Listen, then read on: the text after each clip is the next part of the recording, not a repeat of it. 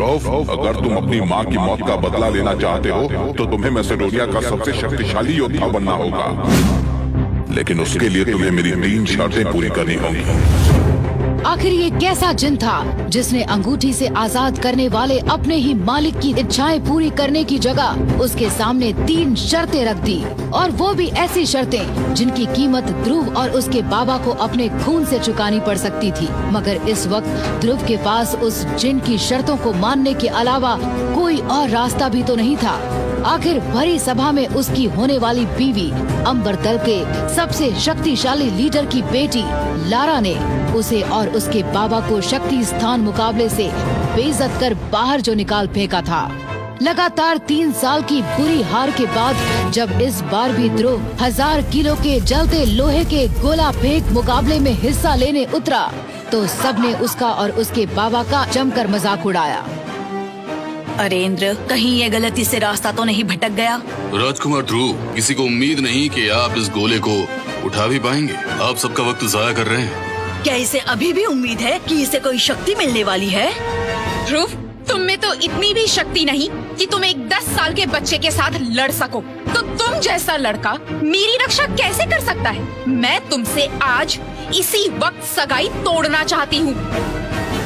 Lara, भूलो मत कि तुम्हारा रिश्ता बचपन में ही तय कर दिया गया था। तुम्हारे पिता की आज जो भी इज्जत और शोहरत है वो इसलिए है क्योंकि तुम ध्रुव की पत्नी बनने वाली थी। मेरे पिता ने मेरा रिश्ता एक शक्तिशाली और ताकतवर लड़के जिसने 9 तारे पा लिए थे उससे कराया था, और आज सामने जो लड़का खड़ा है उसके पास कुछ भी नहीं है। लारा, बात अगर शक्ति की है तो भूलो मत कि अगर ध्रुव की शक्ति आकर जा सकती है तो ये किसी और के साथ भी हो सकता है। नहीं राजा अरेंद्र जी, जो ध्रुव के साथ हुआ वो मेरे साथ नहीं हो सकता, क्योंकि मेरे पिता वैसे नहीं है जैसे आप हैं। ध्रुव शौर्य दल के राजा अरेंद्र का इकलौता बेटा था जिसने सिर्फ 9 साल की उम्र में ही 9 स्तर की शक्ति हासिल कर ली थी।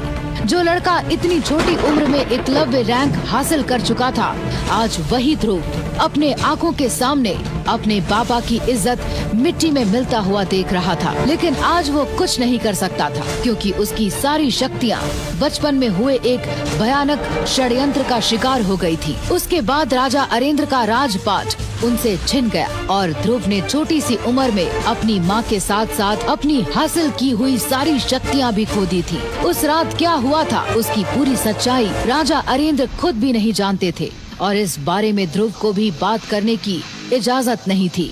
बस तभी से ध्रुव ने ठान ली थी कि वो फिर से एकलव्य रैंक हासिल करके ही रहेगा। इसीलिए हर साल वो इस शक्ति स्थान मुकाबले में आकर अपनी खोई हुई शक्तियाँ वापस पाने की कोशिश करता है। लेकिन आज जो शक्ति स्थान में हुआ वो देखकर ध्रुव का गुस्सा 7वें आसमान पर पहुंच चुका था। इसीलिए वहां से जाने से पहले ध्रुव सबके सामने लारा को मुकाबले की चुनौती दे आया। लारा, तुम्हारी हिम्मत कैसे हुई मेरे बाबा से इस तरह से बात करने की?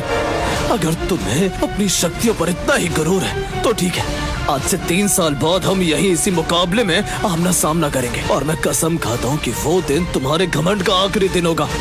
उस दिन तुम्हें हराकर मैं शक्ति स्थान में तुमसे एक रात की शादी करूंगा, वरना मैं भी अपनी माँ का बेटा नहीं।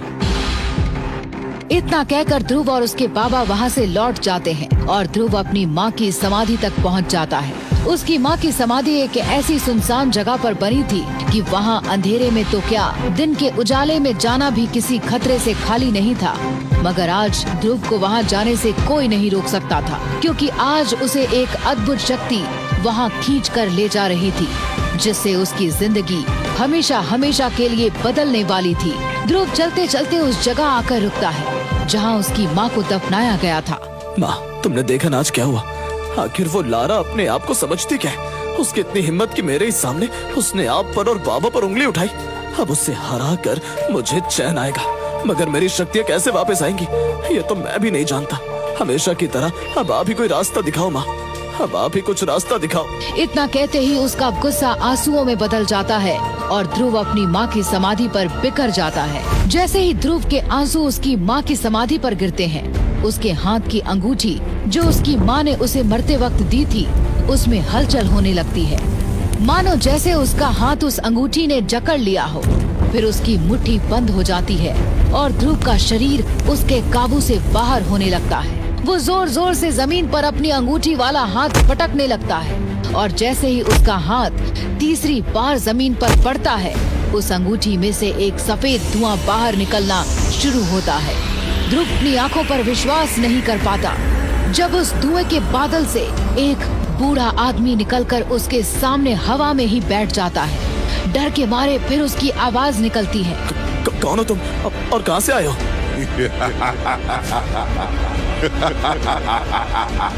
मैं कह रहा हूँ यहाँ से चले जाओ वरना अच्छा नहीं होगा। क्या तुम मेरी अंगूठी में थे? कहीं तुम कोई जिन तो नहीं या कोई भूत? मैं कोई जिन भूत नहीं हूँ ध्रुव, और ना ही ये कोई मामूली अंगूठी है। ये जादुई अंगूठी अपना योद्धा खुद चुनती है, और जब तक तुम इस अंगूठी का मकसद पूरा नहीं कर लेते तब तक तुम इसे अपनी उंगली से अलग नहीं कर सकते। अब तो सिर्फ मौत ही तुम्हें इससे अलग कर सकती है ध्रुव। उस साय की ये बात सुनकर ध्रुव को शक्ति स्थान मुकाबले में हुई वो अजीब घटना याद आती है जब उसकी अंगूठी जमीन पर गिर गई थी और अचानक पूरे शौर्य दल में अंधेरा छा गया था। फिर एक अजीब से हरी बिजली ध्रुव पर आ गिरी और ध्रुव बेहोश हो गया। जैसे ही ध्रुव अपनी आंखें खोलता है वो देखता है कि वो अंगूठी फिर से उसकी उंगली में आ गई थी और उसका रंग अब उस बिजली से मिलता हुआ हरा दिख रहा था। ध्रुव अब हैरान था क्योंकि ये अंगूठी ध्रुव की माँ की आखिरी निशानी थी जो तोहफे के रूप में ध्रुव को दी गई थी। उसने बचपन से अपनी माँ को उसे पहनते देखा था। ध्रुव के मन में कई सवाल जागते हैं और वो उस साये से अपनी माँ के बारे में पूछता है। तो क्या मेरी माँ भी? क्या तुम मेरी माँ को जानते थे? तुम्हारी माँ अज्ञात लोग की बेहद शक्तिशाली जादूगरनी थी ध्रुव। उसने मुझे इसी दिन के लिए अंगूठी में कैद करके रखा था कि जब तुम्हें मेरी सबसे ज्यादा जरूरत पड़ेगी इस अंगूठी के ताले खुद ब खुद खुल जाएंगे। और आज मैं आजाद, मतलब वो समय आ गया है जब तुम्हारी माँ का अधूरा मकसद तुम पूरा करोगे। तुम्हारी माँ की मौत कोई हादसा नहीं थी ध्रुव। तुम्हें इस खेल को समझना होगा और इसे जीतने के लिए तुम्हें मार्कस का सुपर योद्धा बनना होगा। अपनी माँ के लिए मैं किसी भी हद तक जा सकता हूँ। बताइए मुझे क्या करना होगा? अगर तुम अपनी माँ की मौत का बदला लेना चाहते हो और अपने बाबा की खोई हुई इज्जत वापस पाना चाहते हो तो तुम्हें इस अंगूठी की पूरी ताकत को हासिल करना होगा।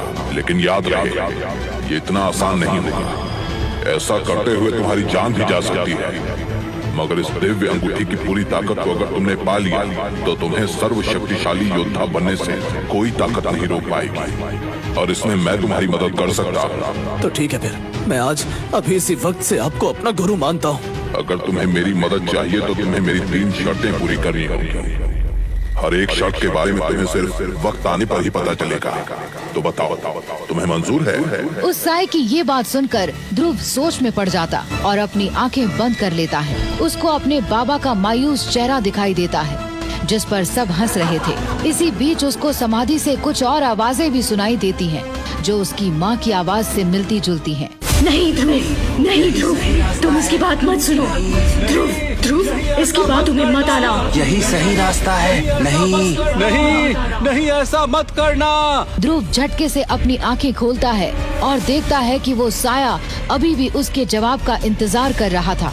ध्रुव के मन में कई सवाल थे मगर वो और वक्त जाया नहीं कर सकता था क्योंकि इस समय उसके पास परम शक्ति हासिल करने का कोई और तरीका नहीं था। मुझे मंजूर है मगर जैसे ही ध्रुव अपनी मंजूरी देता है वो साया वहाँ से गायब हो जाता है।